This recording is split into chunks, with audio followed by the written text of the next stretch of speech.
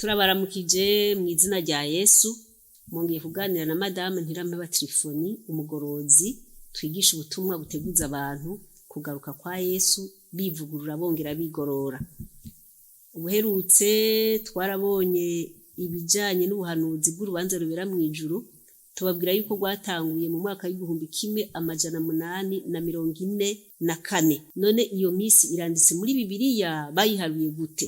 Iyo myaka dusoma muri Daniyeli 8:14 hatubwira yuko umumarayika ariko aramwereka ibizoba mu gihe ca nyuma, yaramubwiye ngo hahirwa bazomara imyaka 2300, ati niho urusengero ruzokwezwa. Aramubwira ico gihe aca mu nyumubandanije usoma mw'ico gice nuza gusoma biko batubwira yuko batanguye ikimenyetso c'iyo myaka 2300 bitangurana n'igihe umwami Artazerusi yatanga itegeko ryo gusanura Yerusalemu. Uwo mwami rero yabwiye uwitwa Ezira, amubwira ibyo kuja gukora ico gikorwa hari mu mwaka baharura basubira inyuma. Bari igihe runaka c'imyaka mu guharura bagatera basubira inyuma baza kuri rimwe. Ni ukuvuga ngo bava ku 10 baza ku 9 baza ku 8 gutinda bazoshikire ku giharuro rimwe.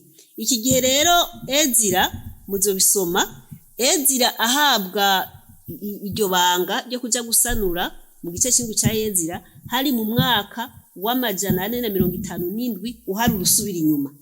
Kugira rero utore igihe iyo myaka 2300 bizohera, bisaba ngo ufate uwo mwaka w'1457 uharura usubira inyuma, ugacushira ku iyo myaka 2300, ucushika ku myaka 1844. Mwitegereze ngaha ku bantu mwizi biharuro, uvuye ku giharuro rimwe utera usubira inyuma uja kuri rimwe, uza guharura uduga, ubanza kuva kuri rimwe ugacushika ku busa, ugacongura ugaharura rimwe, kabiri, gatatu, kane kuduga gutyo. Rero ni ukuvuga rero baharuye uhereye ku iyo myaka 457 ugaharura ukagera kuri rimwe ryo kumanuka, ucushika ku busa ukabona kuduga kuri rimwe.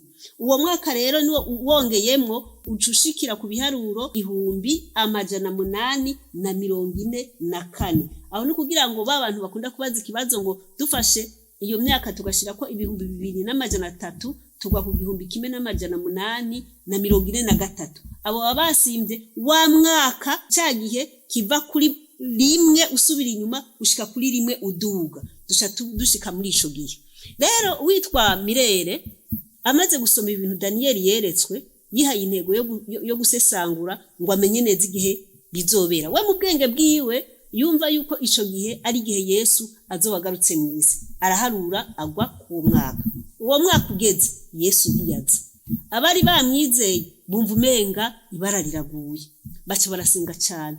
Ariko barasenga cyane, witwa Edizo yaragiye kuraba abandi bene se bavyumva kumwe, bumva yuko ati ari byo byose hari ikidasanzwe gitegereza kuba. Ageze mu murima w'ibigori, Imana iramwiyerekera, amwereka, araba mwijuru, abona nka televiziyo, acabona Yesu avuye ahera agiye ahera cyane. Ni ukuvuga ko Yesu nk'umuherezi mukuru, nka umuherezi rimwe mu mwaka yava ahera agiye ahera cyane ku munsi w'impongano, Yesu nawe yaravuye yamweretse yuko yavuye ahera muri cya cumba cyo mwijuru cyahera, kuko twarabibonye ku ihema ryo mwijuru ifise ibyumba bibiri, ahera n'ahera cyane. Yaravuye mu cumba ca mbere agiye mu cumba ca kabiri.